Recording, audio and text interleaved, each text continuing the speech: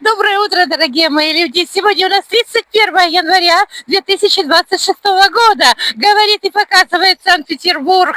Температура воздуха у нас сейчас минус 18 градусов, а ощущается как минус 24. Ветер у нас северо-восточный, такой морозяка, вы знаете, ручки мерзнут, пока я с вами поздороваюсь. Но у меня есть рукавички от Инессы, пуховые, оренбургские. Я вас всех люблю, добра вам, здоровья. Сегодня иду на метро, очень холодно, прямо мгновенно замерзают ручки. Я вам желаю всего самого наилучшего. Берегите себя, мои дорогие.